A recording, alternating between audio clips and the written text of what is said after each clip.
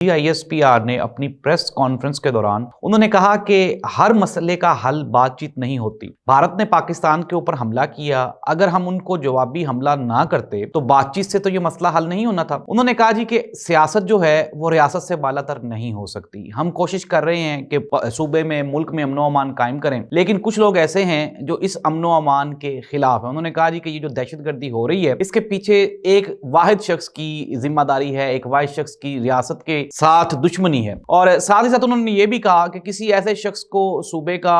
Incharge نہیں بننے دیں گے جس کی ریاست کے خلاف پالیسی ہو۔ ناظرین،